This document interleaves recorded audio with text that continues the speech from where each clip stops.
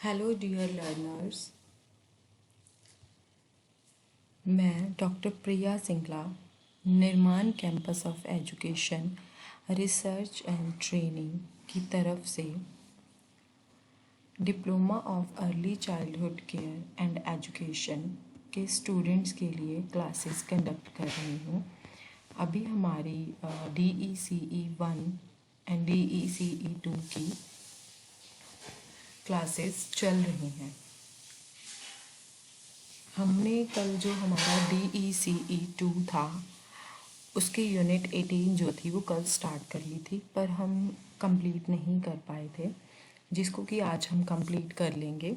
Unit 18 हमारी थी major nutrition programmes. इससे पहले के जितने भी चैप्टर्स हैं सॉरी आपके, वो हम लोग ऑलरेडी आपके यूट्यूब चैनल जो है निर्माण कैंपस सुनाम का, आपको वहाँ पर अवेलेबल हो जाएंगे। आप वहाँ पर जाकर सारी वीडियोस जो हैं वो पहले की देख सकते हैं। पर अगर आपके लिए ढूंढना थोड़ा मुश्किल है तो ये जो हमारी आज की क्लास है इसका जो डिस्क्रिप्शन बॉक्स होगा क्लास ख़त्म होने के बाद, मैं इसके सारे जो पहले के लिंक्स हैं वो डिस्क्रिप्शन बॉक्स में डाल दूँगी, ताकि आप वहाँ से लिंक को कॉपी करके आपकी जो पहले जो भी चैप्टर आप देखना चाहते हैं उसका लिंक आप कॉपी करके वीडियो को देख सकते हैं। फिर भी अगर आपकी कोई पहले के चैप्टर की क्वेरीज़ हैं या आज के चैप्टर की कोई क्वेरीज़ हैं तो आप वो पूछ सकते हैं। चलिए अब हम कल की जो हमारी क्लास थी उसमें हमने न्यूट्रिएंट डेफिशिएंसी कंट्रोल प्रोग्राम्स के बारे में पढ़ा था, जो कि थे हमारे national prophylaxis programme for prevention of blindness due to vitamin A deficiency. इसके बाद हमने इसके बारे में पढ़ा था national nutritional anaemia control programme. Third हमारी थी video national iodine deficiency disorders control programme. इसके बाद हमने फूड सप्लीमेंटेशन प्रोग्राम स्टार्ट करे थे। सबसे पहले हमारा था integrated child development services, mid day meal programme, applied nutrition programme, special nutrition programme और composite nutrition programme, Balwadi nutrition programme. हम अपना इंटीग्रेटेड चाइल्ड डेवलपमेंट सर्विसेज वाला जो प्रोग्राम है उसके बारे में बात कर रहे थे कि वो कौन कौन सी सर्विसेज जो हैं वो प्रोवाइड करते हैं। पहले हम दोबारा से देख लेते हैं कि ICDS के अंडर जो हैं वो कौन कौन सी सर्विसेज जो हैं वो प्रोवाइड की जाती हैं।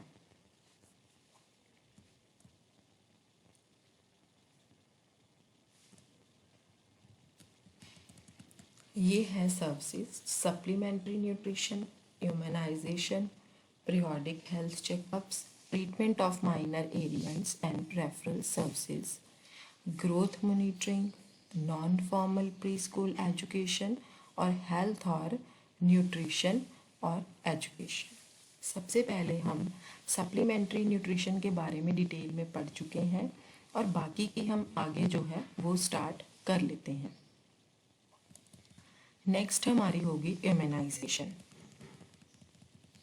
हमने एक फिगर देखी थी 18.1, ये फिगर है ना। इसमें सब कुछ क्लियरली बताया गया है कि किसको कौन सी सर्विसेज जो हैं वो प्रोवाइड की जाती हैं, और ये इम्पॉर्टेंट भी है बहुत। आप इसको फ्लो चार्ट को ध्यान से ज़रूर देखिएगा। मान लीजिए फॉर एग्जांपल आपको एग्ज़ाम में कोई क्वेश्चन भी आता है इसका, तो आप इसको टेबुलर फॉर्म में भी लिख सकते हैं। अगर आप इसका ग्राफ बनाना चाहते हैं ऐसे ही फ्लो चार्ट तो आप बना सकते हैं, पर आपको उसमें पिक्चर्स ड्रॉ करने की ज़रूरत नहीं है ना। आप एज सच भी उसको बना सकते हैं।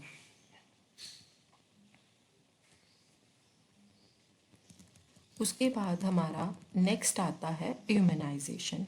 हम इम्यूनाइजेशन से आज की क्लास जो है वो स्टार्ट करेंगे। लास्ट क्लास में हमने सप्लीमेंट्री न्यूट्रिशन के बारे में पढ़ा था।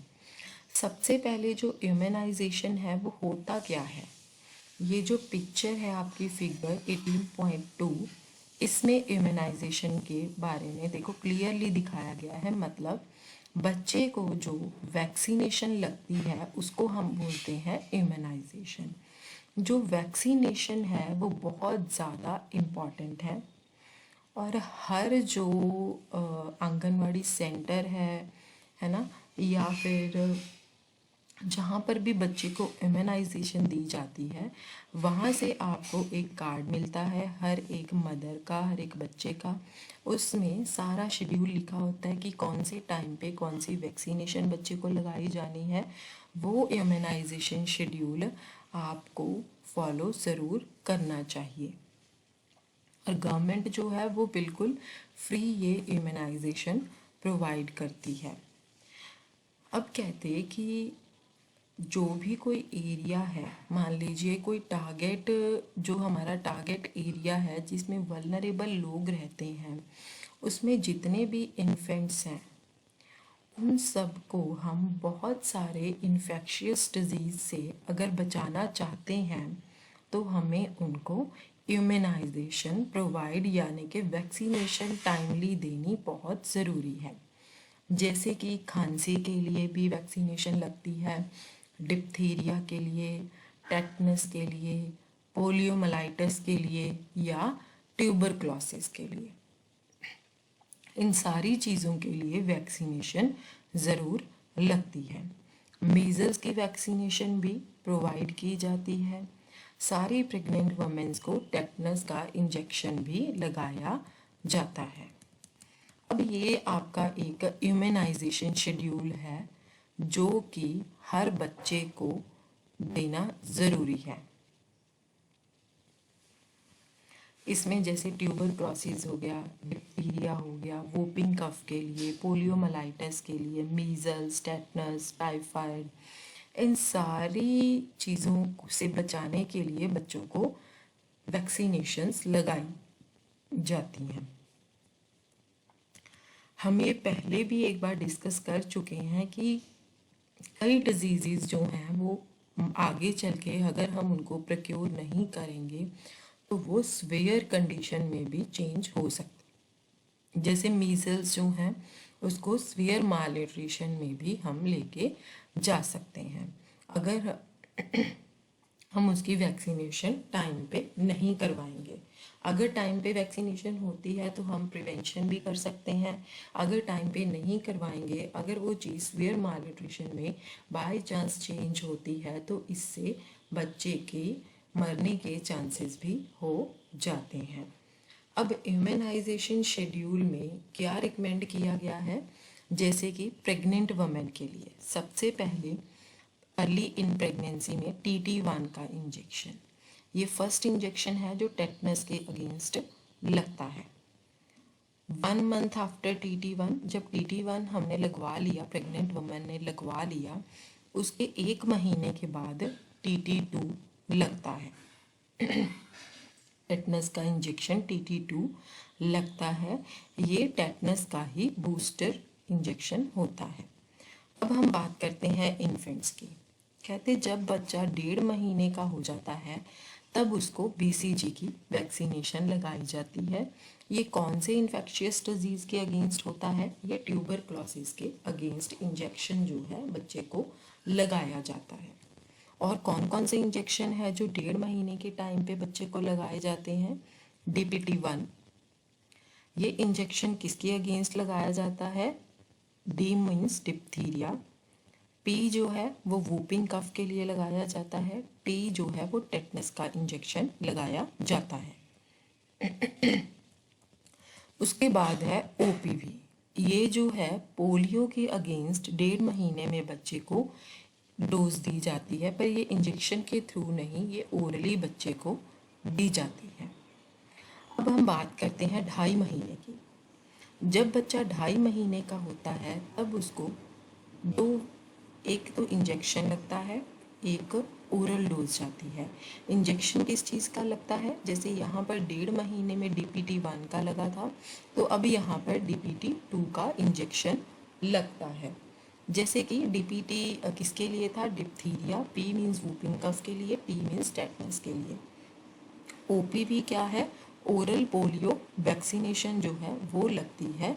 इसमें क्या है, बच्चे को पोलियो से बचाने के लिए ओरल डोज जो है वो प्रोवाइड की जाती है।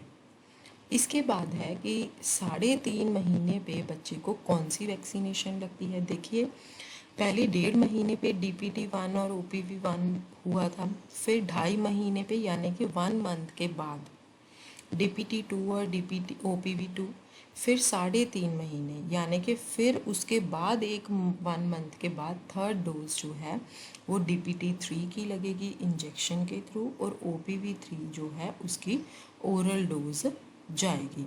अगेन मैं यहाँ पे दोबारा रिपीट कर रही हूँ, डिप्थीरिया, वोपिंग कफ और टेटनस, इसका एक इंजेक्शन लगता है जो कि थर्ड डोज होती है। OPV ओरल जो है डोज वो पोलियो के अगेंस्ट दी जाती है। इसके बाद आता है एट 9 मंथ्स, फिर 3.5 महीने के बाद सीधा 9 मंथ पे जाके ही बच्चे को इंजेक्शन लगता है, और वो इंजेक्शन कौन सा होता है, मीजल्स के अगेंस्ट बच्चे को वो इंजेक्शन लगता है। अब हम बात करते हैं 16 से 24 महीने की। अब 16 फिर 3.5 महीने के बाद 9 महीने पे लगती है वैक्सीनेशन, फिर उसके बाद है सीधा 16 से 24 मंथ के बीच, मतलब तकरीबन 1.5 साल से लेके 2 साल तक के बच्चे को फिर DPT की एक डोज लगती है। इसका नाम होता है DPT बूस्टर, ये भी इंजेक्शन के थ्रू लगती है, ठीक है। और OPV जो है वो ओरल डोज जाती है पोलियो के अगेंस्ट। अब DPT की भी 4 डोज हो गई हैं और OPV की भी 4 डोज हो गई हैं। पहली जो 3 डोज हैं DPT की और OPV की वो 1-1 मंथ के गैप पे होती हैं। उसके बाद जब बच्चा 1.5 से 2 साल का होने वाला होता है उसके बीच में इनकी 4th डोज जो है वो दी जाती है। फिर इसके बाद सीधा जब बच्चा 5 से 6 साल की एज का हो जाता है तब इस टाइम पे बच्चे को फिर DPT की बूस्टर डोज लगती है इंजेक्शंस के थ्रू। फिर उसके बाद बच्चे को टाइफाइड की वैक्सीनेशन लगती है। इसमें क्या है, 2 वैक्सीनेशंस लगती हैं, बच्चे को 2 इंजेक्शंस लगते हैं 1 से 2 महीने के इंटरवल पे, ठीक है। अब DPT की कितनी डोज हो गई हैं, टोटल 5 डोज हो गई हैं, ठीक है। पर 5 to 6 ईयर्स में जाके एक टाइफाइड की भी ऐड हो जाती है जो कि 1 से 2 महीने के इंटरवल में 2 इंजेक्शंस बच्चे को लगते हैं। जैसे पहले मान लीजिए मार्च में लग गया तो जो दूसरा है वो अप्रैल या मई में लग सकता है। अब ये जो वैक्सीनेशंस हैं ये क्या करती हैं, ये नियोनेटल टेटनस से बचाती हैं, ठीक है। और 2 इंजेक्शंस जो होते हैं वो आपको और आपके बच्चे को बचाते हैं, जो नियोनेटल टेटनस का इंजेक्शन जो लगता है, ठीक है। मतलब जो टेटनस का इंजेक्शन वमेन को लगता है वो आपको और आपके बच्चे को टेटनस होने से बचाते हैं। इसके बाद हमारा आता है health checkup, treatment of minor elements और रेफरल सर्विसेज। इसमें क्या है वैसे तो नाम से ही बिल्कुल क्लियर है, हेल्थ चेकअप का मतलब है कि इसमें हेल्थ को चेक किया जाता है। अगर कोई माइनर एलिमेंट्स हैं तो उसका ट्रीटमेंट किया जाता है, ठीक है। अगर उनको कोई सर्विसेज रेफ़र करनी है तो वो की जाती हैं। ये भी जैसे पहले था सप्लीमेंट्री न्यूट्रिशन प्रोवाइड करना, दूसरा हमारा हो गया इम्यूनाइजेशन, अब तीसरा हमारा हो गया health checkup, treatment of minor elements and referral services.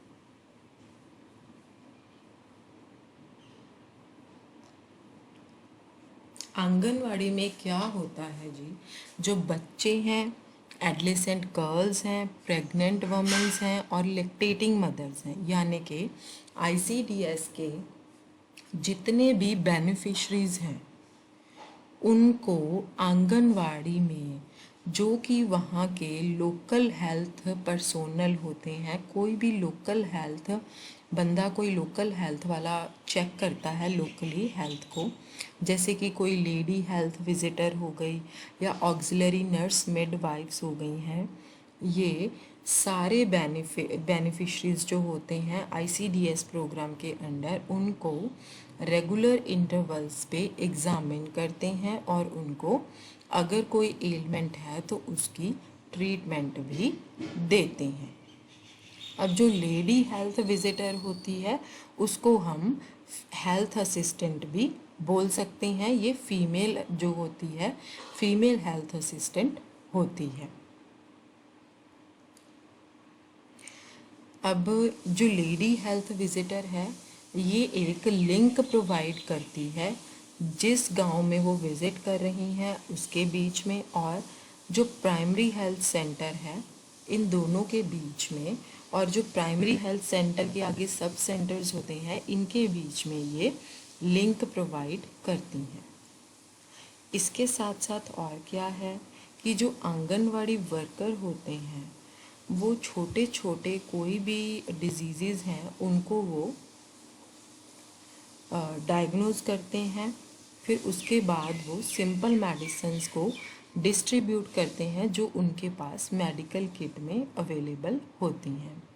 अब बच्चे और औरतें जो हैं उनको स्पेशल इन्वेस्टिगेशंस की मान लीजिए अगर ज़रूरत होती है तो उनको ट्रीटमेंट के लिए कोई प्राइमरी हेल्थ सेंटर में या किसी डिस्ट्रिक्ट हॉस्पिटल में रेफ़र कर दिया जाता है। ठीक है, अब लिंक जो था विलेज प्राइमरी हेल्थ सेंटर और सब सेंटर, इसमें जो लिंक था वो आपको अब बिल्कुल क्लियर हो गया होगा कि कैसे लिंक जो है वो होता है। क्योंकि जो लेडी हेल्थ विजिटर है वो आती हैं वहाँ पे और चेक करती हैं, सिंपल मेडिसिन वो दे देती हैं। अगर कोई ज़्यादा ट्रीटमेंट की ज़रूरत होती है तो फिर उनको प्राइमरी हेल्थ सेंटर के साथ लिंक कर दिया जाता है जो डॉक्टर्स वहाँ पे अवेलेबल होते हैं। उसके बाद हमारा आता है ग्रोथ मॉनिटरिंग। हम ये पहले भी ग्रोथ मॉनिटरिंग एक बार पढ़ चुके हैं पर अब हम इसको डिटेल में देखेंगे। ग्रोथ मॉनिटरिंग क्या होती है? मॉनिटरिंग शब्द का मतलब, वैसे तो ग्रोथ मॉनिटरिंग से ये बिल्कुल साफ है कि ग्रोथ को मॉनिटर करना। अब ग्रोथ क्या है? हाइट और वेट को देखना कि बच्चे का हाइट और वेट जो है वो जो इंडिकेटर्स हैं यानी कि जो स्टैंडर्ड वैल्यूज़ हैं वो उनके अकॉर्डिंगली बढ़ रहा है या नहीं बढ़ रहा है, कम हो रहा है तो क्यों कम हो रहा है, इसके सारे रीजंस को जानना। जो इंटीग्रेटेड चाइल्ड सर्विसेज प्रोग्राम्स होते हैं ये ग्रोथ को भी मॉनिटर करते हैं। मॉनिटर का मतलब, जैसे अब हम क्लास में मान लीजिए कोई बच्चा मॉनिटर है तो हम मॉनिटर क्या करता है, वो हर बच्चे की तरफ बहुत ध्यान से देखता है कि कोई बच्चा शोर तो नहीं कर रहा। उसी तरह से यहाँ मॉनिटरिंग का मतलब है कि कीपिंग अ क्लोज वॉच, है ना, बहुत पास से उसका ध्यान रखना। अब ग्रोथ मॉनिटरिंग का यहाँ पे क्या मतलब है कि ग्रोथ को ध्यान में रखना। कि ग्रोथ का मतलब क्या है कि एक बच्चे की, एक इंसान की फिज़िकल ग्रोथ के ऊपर अपनी आंखें रखना बहुत क्लोजली, उनकी हाइट के बारे में, उनके वेट के बारे में, या फिर जहाँ वहाँ पर आंगनवाड़ी में जितने भी लोग आते हैं उन सब के हाइट और वेट की तरफ ध्यान रखना ताकि ये देखा जा सके कि उनकी फिज़िकल ग्रोथ जो है वो प्रॉपरली हो भी रही है या नहीं हो रही है। अब अगर हम आईसीडीएस प्रोग्राम यानी कि integrated child development service programme के अंडर बात करें तो जो ग्रोथ मॉनिटरिंग होती है उसका यहाँ पे मतलब ये होता है कि बच्चे की वेट को मॉनिटर करना, है ना। यहाँ पर वो लोग बच्चे के वेट को मॉनिटर करते हैं। वो ये मानते हैं कि बच्चे की ग्रोथ को अगर हमने चेक करना है तो उसके लिए सबसे अच्छा इंडिकेटर क्या है? वेट को चेक करना। कि बच्चे के वेट को चेक करना ही एक अच्छा इंडिकेटर जो है वो माना जाता है।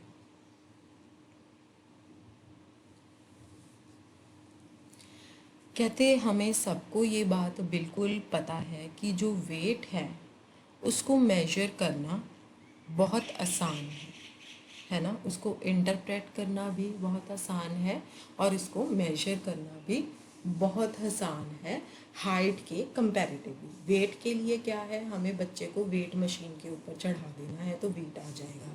अब हाइट के लिए क्या है, पहले तो अगर छोटा बच्चा है तो उसको बिल्कुल एक बंदा चाहिए उसको सीधा पकड़ने के लिए, ठीक है, फिर उसकी हाइट मेजर होगी। अगर बच्चा खड़ा होकर अपनी हाइट को मेजर करवा सकता है तो फिर उसको गाइड करना कि अपने पैर बिल्कुल पीछे की तरफ लगाओ, है ना, उस चीज़ के लिए कि वेट जो है उसको मेजर करना थोड़ा इजी होता है हाइट के कंपैरेटिवली। जो आंगनवाड़ीज़ होती हैं वो बच्चे के हाइट और वेट को क्यों मेजर करती हैं, ताकि बच्चे के हेल्थ स्टेटस को देखा जा सके।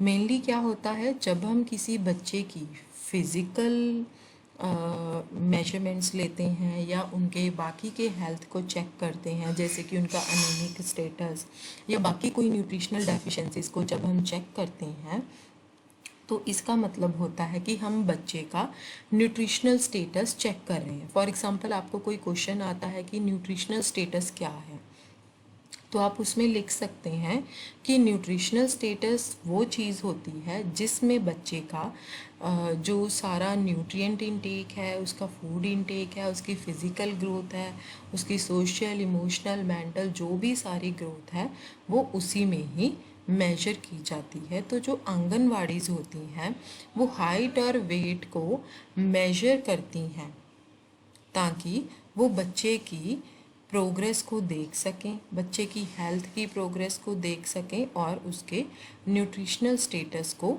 देख सकें कि बच्चा कितना ग्रो जो है वो कर रहा है। ये जो मॉनिटरिंग होती है ये स्पेशल ग्रोथ चार्ट की मदद से देखी जाती है।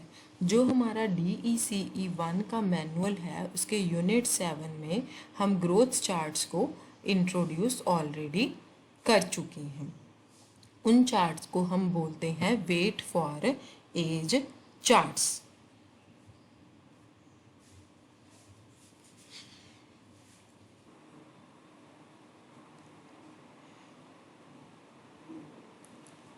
फिगर जो हमारी 18.4 है उसमें एक चार्ट दिया गया है और उसमें चार्ट में एक कार्ड को रिप्रेजेंट किया गया है ग्राफिक फॉर्म में, जो कि वेट फॉर एज की कर्व्स दिखाती है। अभी हम एक बार देख लेते हैं उसको 18.4 फिगर को। ये रही आपकी 18.4 फिगर। मैं इसको डिलीट कर लेते हैं अपन। ओके,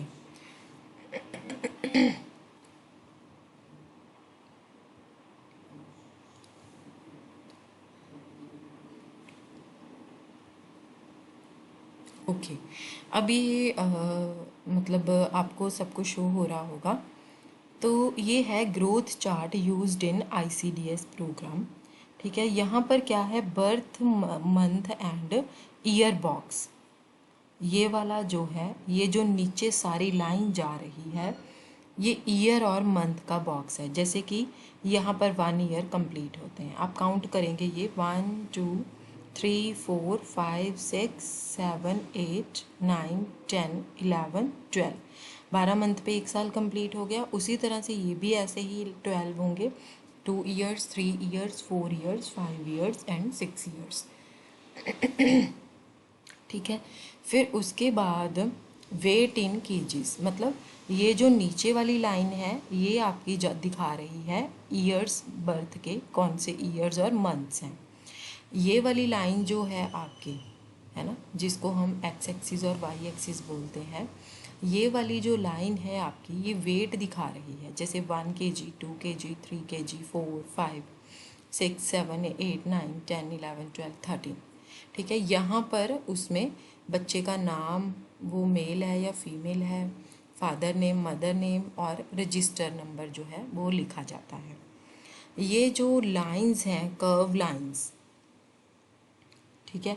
ये बीच बीच में भी इन्होंने 1 2 3 करके सारा वेट जो है वो लिखा हुआ है ताकि कोई कंफ्यूजन ना हो आगे करने के लिए। अब ये जो सबसे ऊपर वाली लाइन है जो कि 8 1 साल में 8 पे क्रॉस कर रही है, 2 साल में ऑलमोस्ट वो 10 पे क्रॉस कर रही है, 3 साल में ऑलमोस्ट वो पौने 12 पे कवर कर रही है, और 4 साल में वो 13 के आसपास कवर कर रही है, 5 साल में वो 15 के आसपास कवर कर रही है। तो ये जो कर्व है ये नॉर्मल दिखाती है कि इस साल में इतना इतना जो वेट है वो होगा। अब इसके बाद अगर हम 2 साल के बच्चे हर साल में बता दिया। अब इसके बाद जो ग्रेड 1 है, मतलब कि डेफिशिएंसी की ग्रेड 1 हो गई, ठीक है। उसमें क्या है कि बच्चा जो है वो वेट 2.5 किलो से शुरू करता हुआ 1 साल में 7 किलो, 2 साल में अराउंड 9 kg हो जाएगा, 3 साल में अराउंड 10 kg हो जाएगा, 4 साल में 11 और 5 साल में 13 के आसपास। अगर बच्चे का वेट इस सीक्वेंस से बढ़ रहा है तो इसका मतलब है कि वो ग्रेड 1 के अंडर आ रहा है, ठीक है। फिर इसके बाद हमारा आता है सेकंड कर्व। ये जो है ग्रेड 2 की कर्व है। इसमें ये है कि वेट जो है वो 2 kg से ही शुरू हो रहा है। शुरू होता होता जब 1 ईयर आता है तब बच्चे का 6 kg वेट हो गया, जब 2 ईयर आ रहे हैं तब 7.5 किलो हो गया, जब 3 ईयर आ रहे हैं तो अराउंड 8.25 kg आप लगा लीजिए, जब 4 ईयर्स हैं तब 10 kg, और जब 5 ईयर्स हैं तो 11 kg वेट हो गया। अगर आप बच्चे की ग्रोथ जो कर्व है वो इस अकॉर्डिंगली चल रही है तो इसका मतलब है कि बच्चा ग्रेड 2 मालनरिश्ड के अंडर आ रहा है।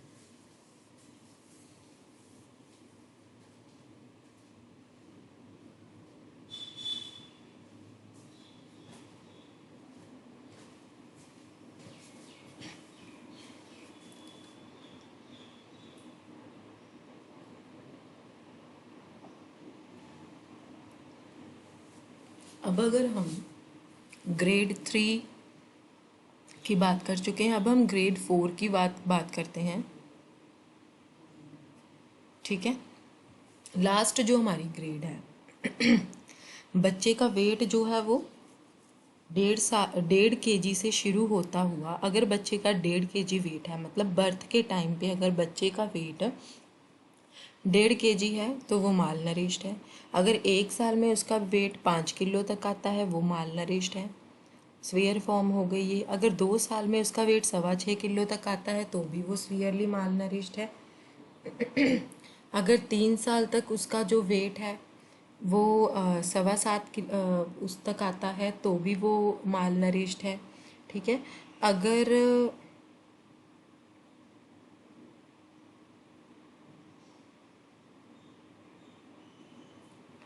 4 ईयर तक उसका वेट 8.25 किलो है तो भी वो माल नरिश्ड में आता है स्वीयर में। अगर 5 साल तक उसका वेट जो है वो 9 के आसपास है तो इसका मतलब वो स्वीयर माल नरिश्ड में आता है, ठीक है। अब हमें इससे ये पता लग गया कि हमारी जो ग्रोथ है वो चार्ट क्या शो करता है, ये कर्व्स जो हैं वो क्या शो करती हैं, ठीक है जी। अब हमारा ये ग्रोथ मॉनिटरिंग का जो था वो हमने कवर, मैंने आपको पूरा एक बार डिटेल में बता दिया है ग्रोथ मॉनिटरिंग का, जो ग्रोथ चार्ट में उन्होंने दिखाया था।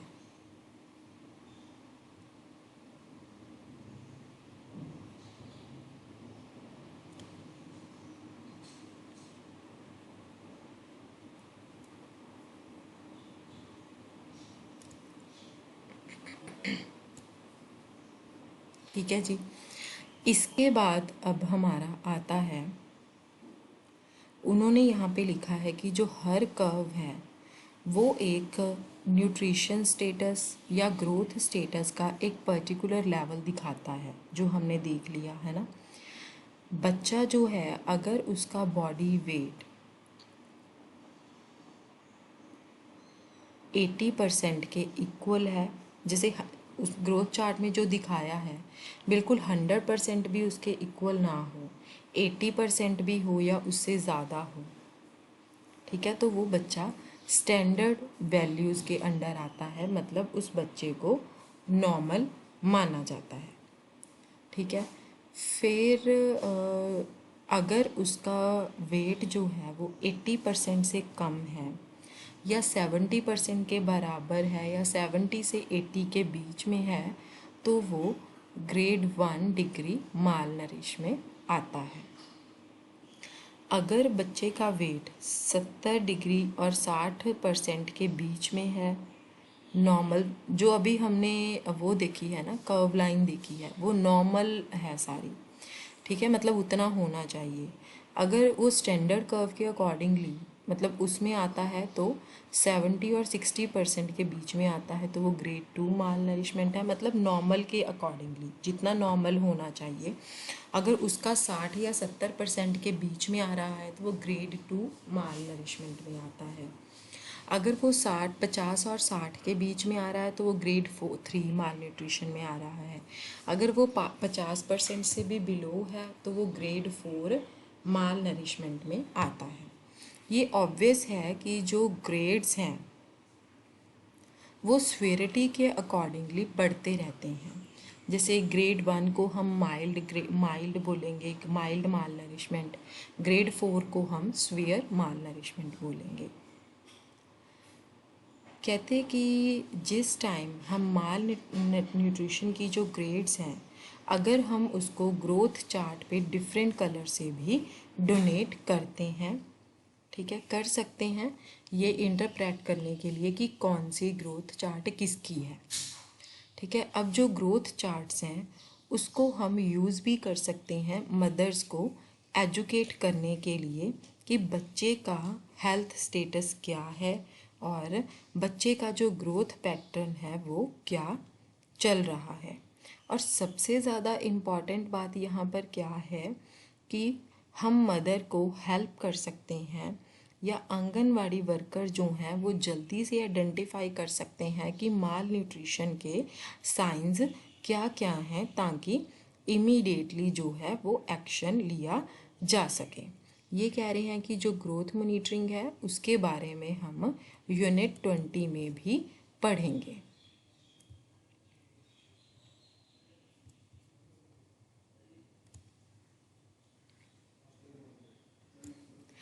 इसके बाद हमारा आता है non formal opportunities for pre school learning. ठीक है जी, अब प्री स्कूल एजुकेशन जो होती है उसका मेन कंपोनेंट क्या है, यानी कि उसके कंपोनेंट का मेन पर्पस क्या है कि जो 3 से 5 साल के बच्चे हैं पर्टिकुलरली उनको स्टिमुलेट करना। ठीक है, और उनको जो बच्चों में क्रियोसिटी होती है उसको सेटिस्फाई करना, है ना। स्टिमुलेट मतलब बच्चों को उकसाना, रैदर देन कि कोई भी रिजिड लर्निंग क्यूरिकुलम फॉलो करने से बेटर है कि आप बच्चों को पहले स्टिमुलेट करें, उकसाएं, फिर बच्चों की क्रियोसिटी को सेटिस्फाई करना उनका मेन पर्पस है ना। बच्चों को जो रिजिड लर्निंग क्यूरिकुलम मतलब आते ही बस राइटिंग रीडिंग यही करवाना शुरू कर दो, ऐसे नहीं। जैसे हम बोलते हैं ना कि लर्निंग बाय डूइंग मेथड से सब कुछ करना चाहिए, उसी तरह से अगर आप बच्चे से प्ले वे मेथड में काम करेंगे तो बच्चा जो है उसकी लर्निंग और भी बेटर होगी। जैसे कि हम बच्चों को सॉन्ग सिखा सकते हैं या गेम्स सिखा सकते हैं। ठीक है, अब जो टॉयज़ होते हैं, है ना, वो इंडिजीनियस होते हैं।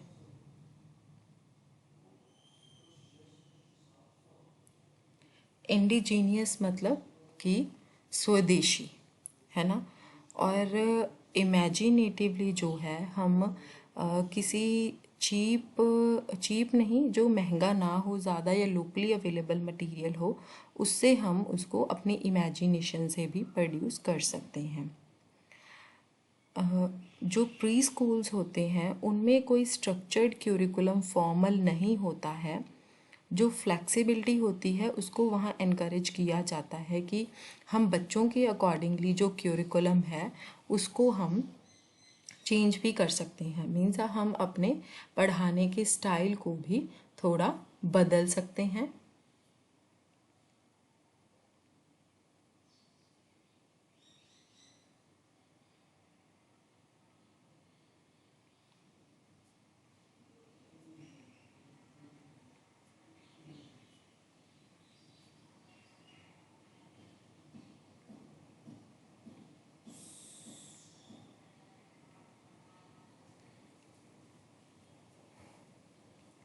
जो आंगनवाड़ी वर्कर होते हैं वो पेरेंट्स की डिमांड को कभी कभी रिस्पॉन्स करते हैं, बच्चों को अल्फ़ाबेट्स टीच करते हैं और एलिमेंट्री न्यूमरेसी भी बच्चों को टीच करते हैं।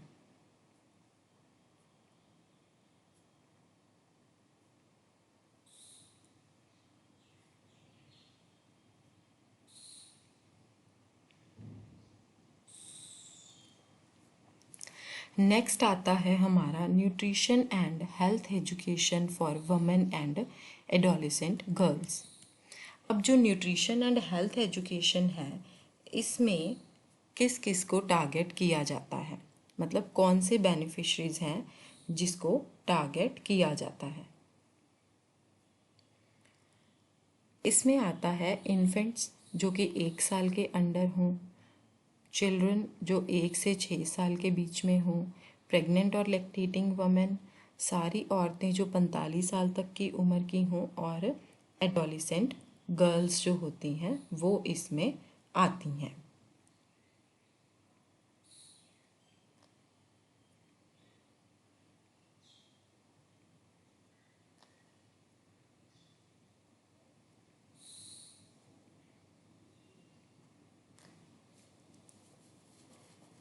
इसके बाद क्या आता है, a critical appraisal of ICDS।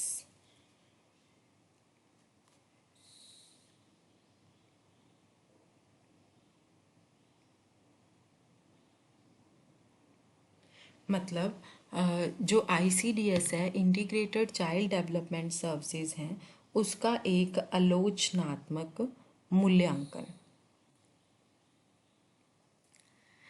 कहते कि इतनी केयरफुल प्लानिंग करने के बावजूद भी, इतनी अच्छी इम्प्लीमेंटेशन करने के बावजूद, इतनी अच्छी मॉनिटरिंग करने के बावजूद जो ICDS प्रोजेक्ट कर रहा है, इतनी अच्छी प्लानिंग, इम्प्लीमेंटेशन और मॉनिटरिंग करने के बाद भी काफ़ी प्रॉब्लम्स हैं जो कि एक्सपीरियंस करने को मिलती हैं, है ना। जब हम इस प्रोग्राम के आउटकम को एक्सपेक्ट करते हैं, उसको पूरा करने के लिए कई बार प्रॉब्लम्स दिखती हैं हमें, पर ICDS जो है वो अभी भी अपने बेनिफिशरीज के ऊपर पॉजिटिव इम्पैक्ट ही डालता है ना। पॉजिटिव इम्पैक्ट डालता है कैसे, वो उनकी लाइव्स की क्वालिटी को इम्प्रूव करके, वो उनकी लाइव्स की क्वालिटी को इम्प्रूव करके अपने बेनिफिशरीज को पॉजिटिव इम्पैक्ट देते हैं।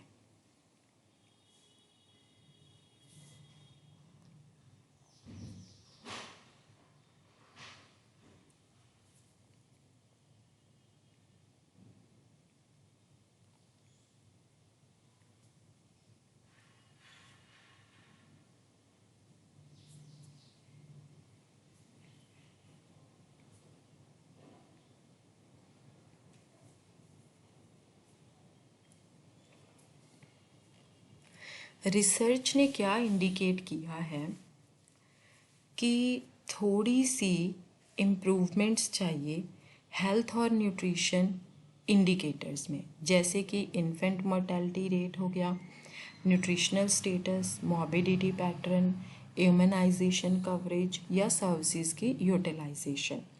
अब जो ICDS है ना, उसने थोड़ी सी चेंजेस लाई हैं प्री स्कूल बच्चों की कॉग्निटिव डेवलपमेंट में, जो कि ICDS प्रोग्राम कवर करता है in comparison to non beneficiaries. जो प्रॉब्लम्स हैं मेनली वो कौन से लोग हैं, वो कौन फेस कर रहा है। जो प्रॉब्लम्स हैं वो मोस्टली जो आईसीडीएस के सोशल कंपोनेंट्स हैं वो एक्सपीरियंस करते हैं। ठीक है, अब ये जो non formal pre school education है, जो हेल्थ और न्यूट्रिशन एजुकेशन है या कम्युनिटी पार्टिसिपेशंस होती हैं, ये वो चीज़ें सारी प्रोवाइड करते हैं। जो कम्युनिटी पार्टिसिपेशंस हैं चाहे वही सारे मिलके प्रोग्राम को बनाते हैं, पर जो आंगनवाड़ी वर्कर्स होते हैं जब वो फेल हो जाते हैं किसी ना किसी रीज़न की वजह से, तो जो प्रोग्राम है वो अनसक्सेसफुल भी होने के चांसेस होते हैं। फिर भी कई एफर्ट्स किए गए हैं ताकि आईसीडीएस के सोशल कंपोनेंट्स को क्लोजली देखा जाए। कम्युनिटी की पार्टिसिपेशन बहुत ज़रूरी होती है क्योंकि फाइनली जो आईसीडीएस की मैनेजमेंट है वो ही कम्युनिटी तक जाती है और उनका मेन वही ऑब्जेक्टिव होता है कि वो बच्चों को और बड़ों को सारी चीज़ें प्रोवाइड कर सकें। नेक्स्ट है जी हमारा मिड डे मील प्रोग्राम।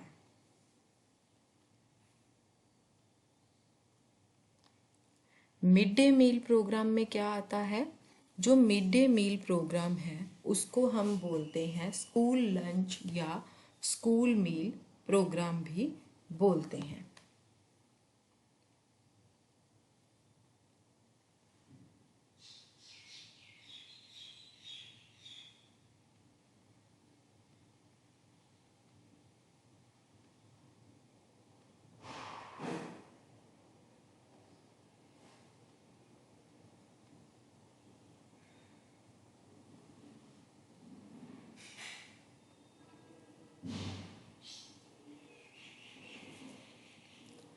जैसे इसका नेम इंडिकेट करता है कि बच्चे जो हैं वो स्कूल्स के एलिमेंट्री सेक्शंस को अटेंड कर रहे होते हैं, वही इसके मेन बेनिफिशरीज होते हैं। एक सप्लीमेंट्री मील प्रोवाइड करना ही इस प्रोग्राम का मेन पर्पस है। ये कारण कि क्यों मिड डे मील प्रोग्राम जो है वो स्टार्ट किया गया था वो ये था कि बच्चों को जो घर में डाइट्स प्रोवाइड की जाती थी वो न्यूट्रिशनल पॉइंट ऑफ व्यू से उनके लिए एडिक्वेट नहीं थी। कई बच्चे जो स्पेशली रूरल एरियाज़ में रहते हैं वो स्कूल में आधे भूखे आते थे और कई बच्चे तो बिल्कुल ही खाली पेट आते थे। कई बच्चे काफ़ी ज़्यादा डिस्टेंस से चल के आते थे।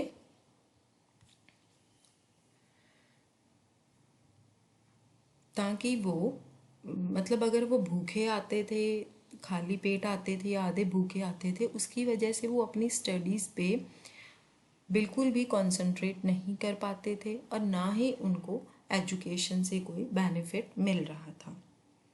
इसीलिए जो स्कूल एज चिल्ड्रंस होते हैं अगर उनकी रैपिड ग्रोथ और डेवलपमेंट चाहिए है तो उनकी न्यूट्रिशनल नीड्स को ध्यान में रखना पड़ता है।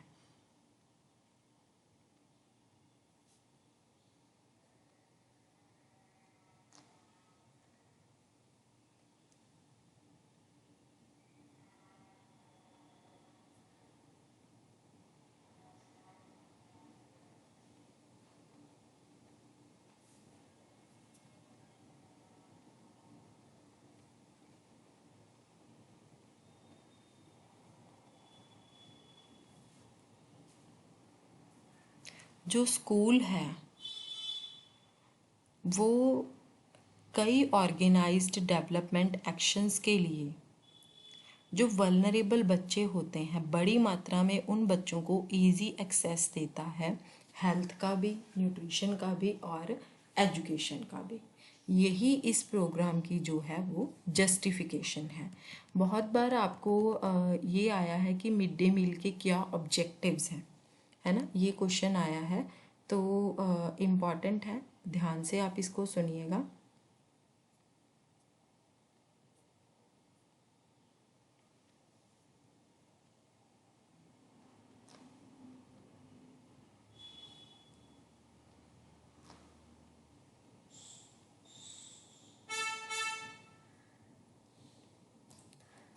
दस साल के नीचे के बच्चों को फीड करना, उसको इम्प्लीमेंट किया गया था 2 चैनल्स के थ्रू। जो बच्चे 5 साल की एज के नीचे थे उनको बालवाड़ीज के थ्रू इम्प्लीमेंट किया गया था, और जो बच्चे 5 से 9 प्लस के होते थे उनको प्राइमरी स्कूल्स के थ्रू। अब ये जो प्रोग्राम है ये बच्चों को नून के टाइम, है ना, एक सम्पटियस मील देता था, बिल्कुल free of cost. Mid day meal के क्या ऑब्जेक्टिव्स हैं?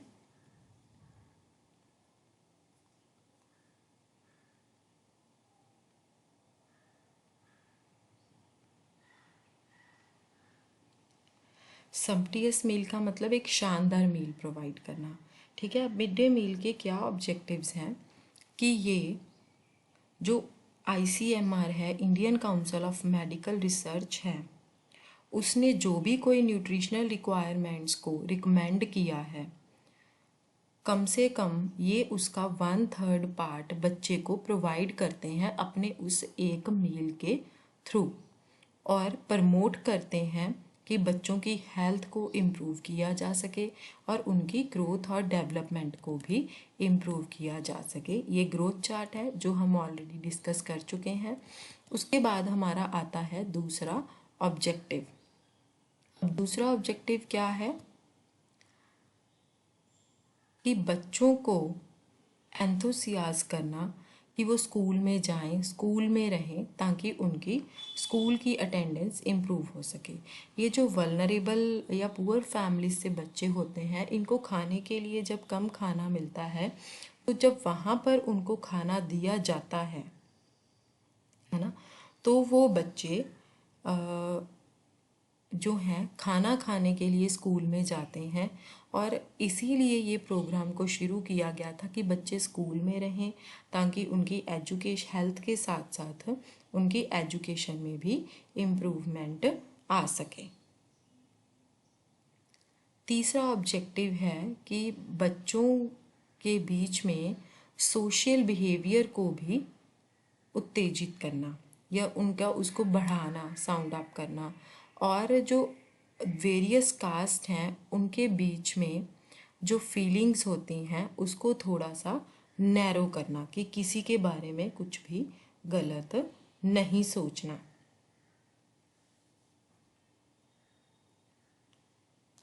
या बच्चों में हेल्दी हैबिट्स और अच्छे फूड की आदतें जो हैं उनको इनकलकेट करना। इसीलिए ये जो स्कीम है वो बच्चों में इनकलकेट करने के लिए सोचा गया था, ताकि बच्चों को डेली न्यूट्रिशियस मील दिया जा सके और बच्चों में डिसिप्लिन की क्वालिटी को इम्प्रूव किया जा सके, कॉमरेडशिप की जा सके, अच्छा फूड और अच्छी हेल्थ हैबिट्स प्रोवाइड की जा सके, न्यूट्रिशन के बारे में नॉलेज दी जा सके और गुड हेल्थ के बारे में भी नॉलेज दी जा सके।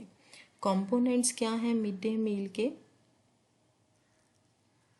कहते कि आपने यहाँ पर ये नोटिस किया कि ICDS और मिड डे मील में अब क्या डिफरेंस है, उनकी अप्रोच में क्या डिफरेंस है। आपने ये रियलाइज़ किया होगा कि जो मिड डे मील प्रोग्राम्स हैं उनका जो हेल्थ और न्यूट्रिशन एजुकेशन है ये मिड डे मील प्रोग्राम्स का पार्ट नहीं है। इनका मेजर कंपोनेंट क्या है? फूड सप्लीमेंट करना। इस प्रोग्राम में जो मेन्यू प्रोवाइड किया जाता है वो बहुत ही वेरी करता है। जो रॉ मटेरियल्स हैं जो कि इंटरनेशनल एजेंसीज द्वारा सप्लाई किया जाता है उसमें क्या क्या आता है? कॉर्न सोया मटेरियल, व्हीट सोया ब्लेंड, सोया फोर्टिफाइड बल्गर व्हीट और सैलेड ऑयल। जो रॉ इंग्रेडिएंट्स होते हैं उनको कुक करके उपमा या खिचड़ी बनाई जाती है या फिर किसी और फॉर्म में उसको कुक किया जाता है, जिनको कि खाना थोड़ा इजी होता है, और कई बार उनको रेडी टू ईट फूड्स की फॉर्म में भी दे दिया जाता है, उसमें फ्लेवरिंग एजेंट्स और कॉन्डिमेंट्स को डाल के।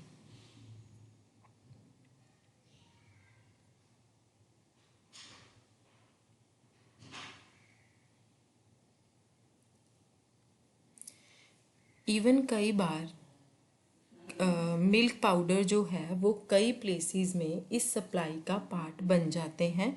तमिलनाडु में जो ट्रेडिशनल राइस सांबर प्रेपरेशंस होती हैं उनको इस प्रोग्राम में यूज़ किया जाता है।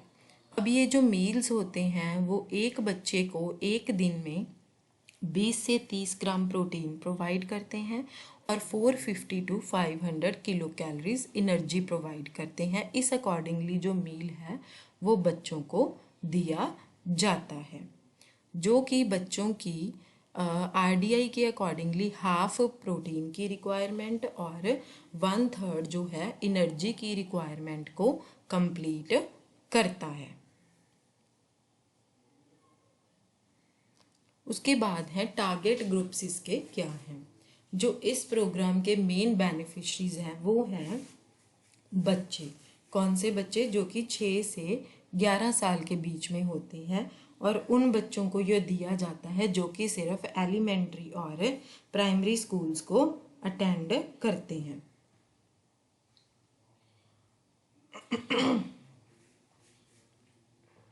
इसके बाद आता है ऑर्गेनाइजेशन एंड इम्प्लीमेंटेशन। ऑर्गेनाइजेशन और इम्प्लीमेंटेशन में क्या आएगा? कहते ये जो फीडिंग है ये स्कूल के बाहर नहीं की जाती है, ये स्कूल के अंदर ही फीडिंग जो है वहाँ पर ही की जाती है। जो स्कूल टीचर्स हैं वही स्कूल की प्रेपरेशन के लिए रिस्पॉन्सिबल हैं, वही फूड की डिस्ट्रीब्यूशन के लिए रिस्पॉन्सिबल है, और वही जो है इसका रिकॉर्ड जो है वो मेंटेन रखते हैं।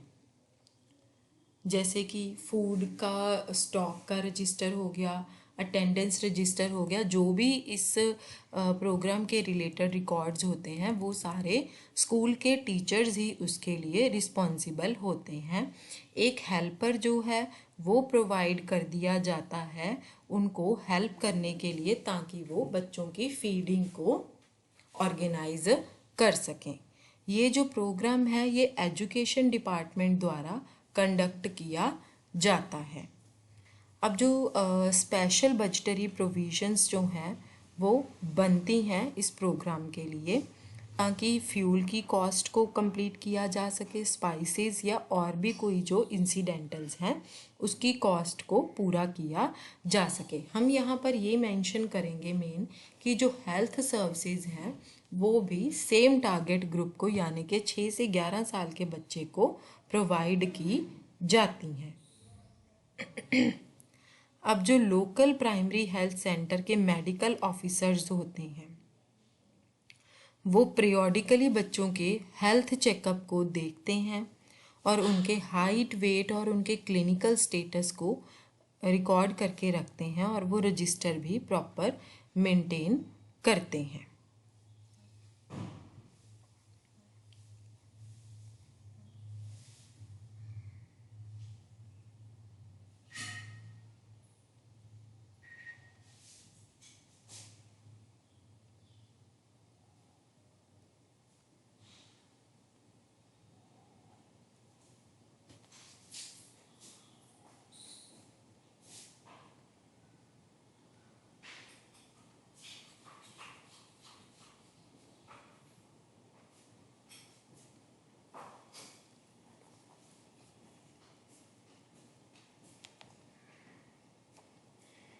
कई स्टेट्स में क्या होता है, जो हेल्थ डिपार्टमेंट हैं वो स्पेशल स्कूल हेल्थ प्रोग्राम्स भी रन करते हैं, जिसके अंडर जो मेडिकल ऑफिसर्स की टीम होती है और पैरामेडिक्स होते हैं वो रेगुलरली विजिट करते हैं गवर्नमेंट स्कूल्स को और बच्चों के हेल्थ चेकअप्स को कंडक्ट करते हैं।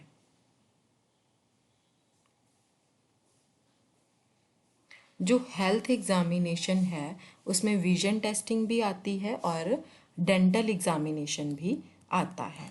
जो बच्चे होते हैं उनको स्पेशल ट्रीटमेंट दिया जाता है, या तो अगर बच्चों के विजिबल में कोई प्रॉब्लम होती है तो उनको आई हॉस्पिटल्स जो होते हैं उनमें रेफ़र कर दिया जाता है। ऑप्थेमोलॉजी जिसको हम बोलते हैं, ईयर नोज़ और थ्रॉट के लिए ईएनटी को रेफ़र कर दिया जाता है। डेंटल स्पेशलिस्ट और पीडियाट्रिशियंस के लिए उनको डेंटल स्पेशलिस्ट को कर दिया जाता है रेफ़र, और पीडियाट्रिशियन को कोई और प्रॉब्लम के लिए रेफ़र कर दिया जाता है।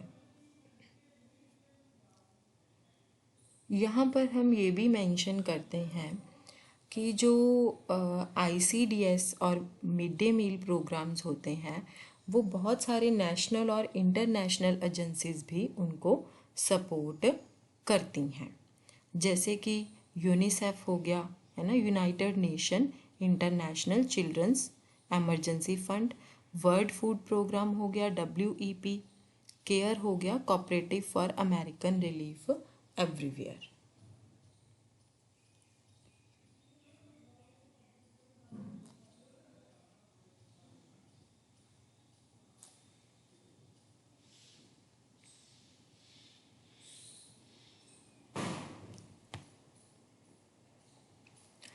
अ critical look at the mid day meal programme. अब हम एक क्रिटिकल लुक देखते हैं मिड डे मील प्रोग्राम की तरफ। ये जो प्रोग्राम है ये एक अच्छी इंटेंशंस के साथ स्टार्ट किया गया था, बिना कोई रिसोर्सेज की अवेलेबिलिटी को देखते हुए। रिसोर्सेज मतलब चाहे फाइनेंस है चाहे पर्सनल है।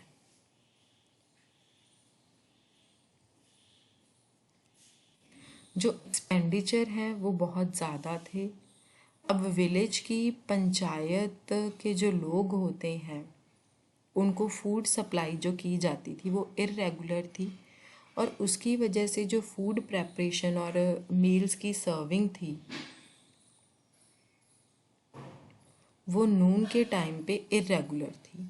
ये जो इर्रेगुलरिटी थी ये बच्चों के न्यूट्रिशनली और साइकोलॉजिकली हेल्थ के ऊपर इफ़ेक्ट डालती थी बहुत ज़्यादा।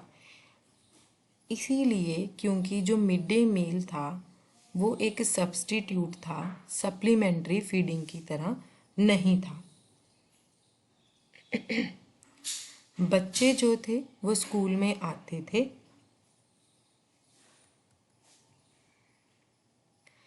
ये सोच के कि उनको स्कूल में लंच प्रोवाइड किया जाएगा। अब जो पेरेंट्स थे वो भी यही एक्सपेक्ट करते थे। इसी कारण से जो इम्प्रॉपर इम्प्लीमेंटेशन थी मिड डे मील की वो हो जाती थी, और बच्चों के ऊपर काफ़ी ज़्यादा अफेक्ट भी पड़ता था। तो प्रोग्राम को डिसकंटिन्यू कर दिया गया था बिना कोई अंडरस्टैंडिंग के, कि लोगों के पार्ट पे इसको समझ ही नहीं थी कि इसको कैसे किया जाए। पर जो प्रोग्राम था कई स्टेट्स में उसको काफ़ी इंजॉय किया जा रहा था और वहाँ पे उसको सक्सेस भी मिला था। जैसे कि तमिलनाडु, वहाँ पर उसको री इंट्रोड्यूस कर दिया गया था। ये है आपकी एक्सरसाइज 4। इसके बाद हमारा आता है applied nutrition programme. Applied nutrition programme क्या है? ये प्रोग्राम 1963 में शुरू किया था कम्युनिटी डेवलपमेंट डिपार्टमेंट ने। जो इंटरनेशनल एजेंसीज थी वो इसमें हेल्प करती थी, जैसे कि यूनिसेफ हो गया, United Nation International Children Emergency Fund, और FAO Food and Agriculture Organisation, WHO हो गया, वर्ल्ड हेल्थ ऑर्गेनाइजेशन, ये सारी इसको सपोर्ट करती थी, एड करती थी।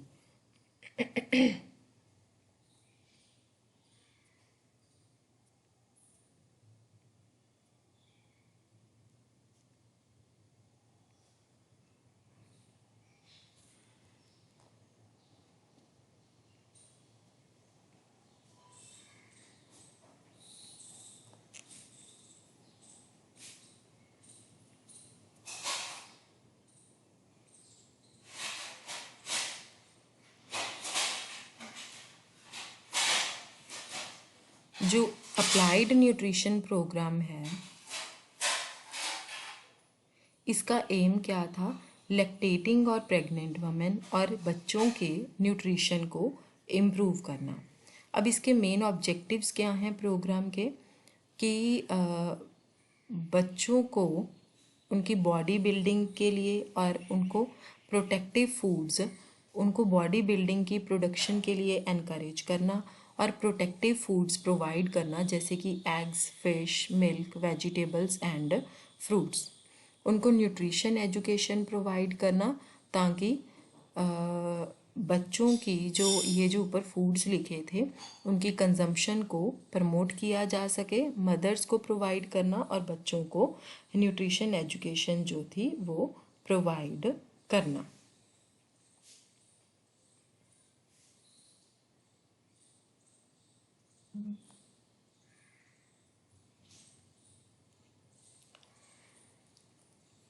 टारगेट ग्रुप क्या है इसका? बच्चे जो कि 3 से 6 साल की उम्र के हैं, प्रेग्नेंट और लैक्टेटिंग वमेन।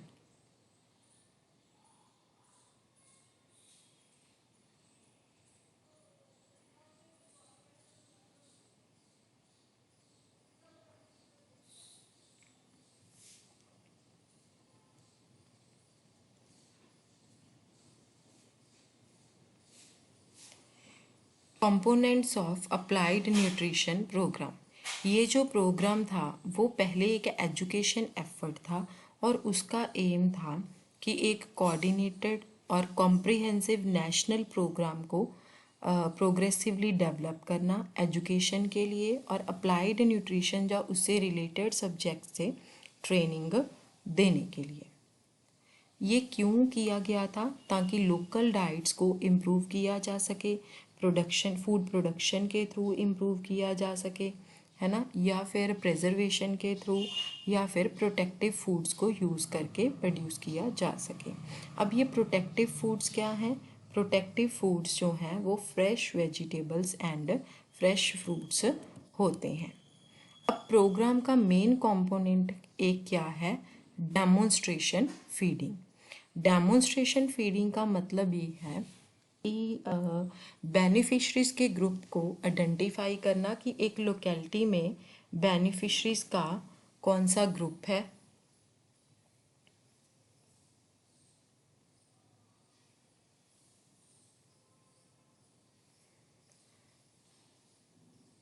और उन बेनिफिशरीज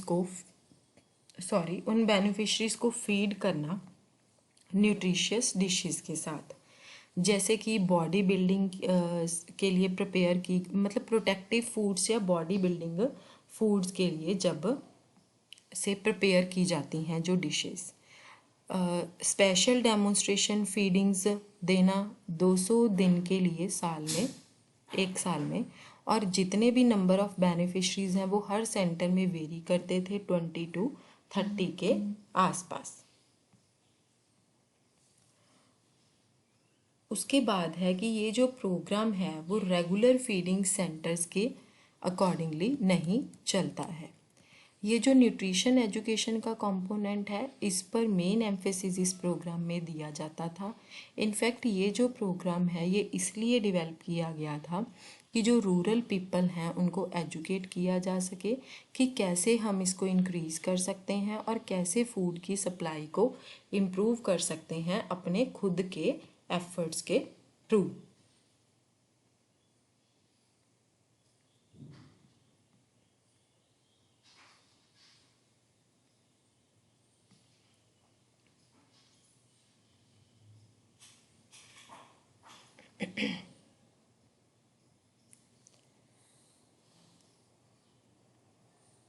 ऑर्गेनाइजेशन जो प्रोग्राम है उसमें किस किस के एफर्ट्स हैं? Department of agriculture, animal husbandry, health education department and social welfare department. ये सेंट्रली स्पॉन्सर्ड प्रोग्राम्स हैं जिसमें कि 200 मिलियन का इसमें आउटले है। फोर्थ फिफ्थ ईयर प्लान है उसमें 1180 कम्युनिटी डेवलपमेंट ब्लॉक्स को इस प्रोग्राम के अंडर कवर किया गया था। 5th प्लान में एडिशनल 700 ब्लॉक्स को कवर किया गया था। बाद में और जब न्यूट्रिशनल प्रोग्राम्स को इंट्रोड्यूस कर दिया गया तो इस प्रोग्राम की जो कवरेज थी वो कम हो गई थी, क्योंकि वो अभी ज़्यादा ऑपरेशन में भी नहीं था। अब एक्सपेक्टेशंस क्या थी एनिमल न्यूट्रिशन प्रोग्राम से?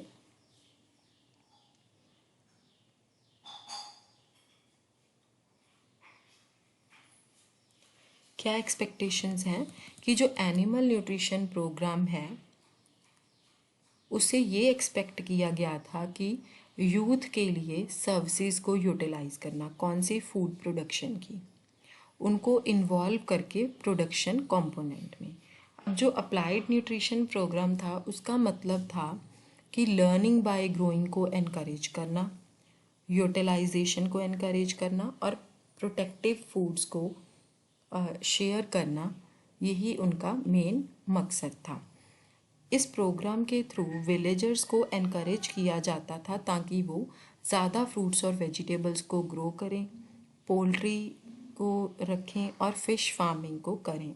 इस स्ट्रेटजीज़ के साथ ये भी एज्यूम किया जाता था कि ये जो एक्सपेंसिव फूड्स होते हैं उनको हम अपनी डेली की डाइट का पार्ट भी बना सकते हैं।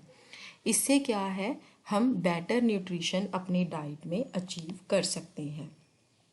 इसी कारण से जो अप्लाइड न्यूट्रिशन प्रोग्राम है वो वल्नरेबल ग्रुप्स की न्यूट्रिशनल स्टेटस को भी प्रमोट करता है, अपनी खुद की हेल्प करके और खुद कुछ ना कुछ को सीख के। ठीक है, अब जो यूथ है उसको न्यूट्रिशन की इम्पोर्टेंस के बारे में पढ़ाने की ज़रूरत है ताकि वो स्कूल के बच्चों को गाइड कर सकें, है ना, स्कूल में गार्डन्स को मेंटेन कर सकें और स्कूल लंच के लिए वहीं पर ही प्रोडक्शन जो है वो कर सकें।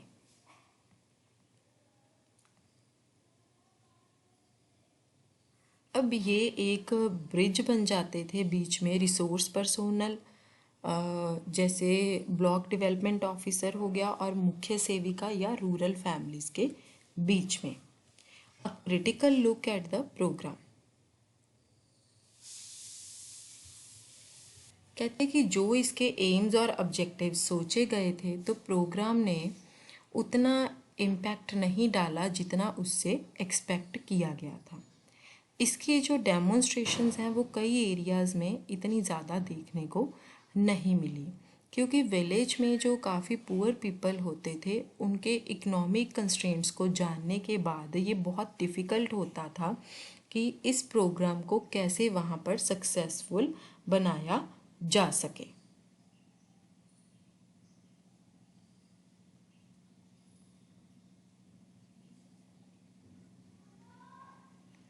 अब हमें सिचुएशन को एनालाइज करना है और रीजंस को फाइंड आउट करना है कि क्यों इसका फेलियर हुआ।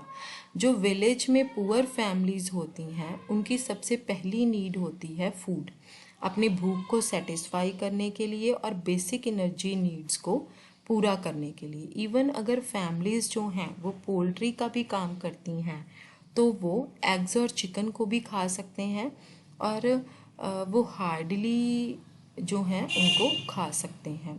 अब लॉजिकल थिंकिंग क्या थी इनके पीछे कि वो एग्स को बेच भी सकते हैं और चीपर फूड को खरीद भी सकते हैं। अगर वो फिश, मीट और एग्स को कंज्यूम करते हैं तो ये जो फूड्स होते हैं वो उनकी बॉडी द्वारा यूटिलाइज नहीं होंगे, क्योंकि जो पुअर की डाइट्स होती हैं उसमें सीरियल्स की भी कमी होती है। इसीलिए ये जो एक्सपेंसिव फूड्स हैं वो उनकी बॉडीज़ यूज़ करेंगी एनर्जी को प्रोवाइड करने के लिए, और बल्कि वो टिश्यूज़ को ग्रो करने के लिए नहीं यूज़ होंगी। लिमिटेड इम्पैक्ट देखने के बाद एनिमल न्यूट्रिशन प्रोग्राम का गवर्नमेंट ने ट्राई किया कि ये जो स्पेसिफिक प्रोग्राम्स हैं जो कि न्यूट्रिशनल स्टेटस को इम्प्रूव करने के लिए बनाए गए थे 4th और 5th 5 ईयर प्लान के थ्रू, उन्होंने कोशिश की कि और प्रोग्राम्स को भी इन्वॉल्व किया जाए, जैसे कि सप्लीमेंट्री फीडिंग प्रोग्राम प्रेग्नेंट और लेटेक्टिंग वुमेन के लिए और प्री स्कूल बच्चों के लिए, mid day meal programme school going बच्चों के लिए, है ना, विटामिन ए डेफिशिएंसी और एनीमिया प्रोग्राम्स जो चलाए थे। इसके बाद है हमारा special nutrition programme. Special nutrition programme जो है वो हम अपनी नेक्स्ट क्लास में कंटिन्यू कर लेंगे। आज की जो हमारी क्लास है उसको हम यहीं पर ही ओवर कर देते हैं। Thank you dear students.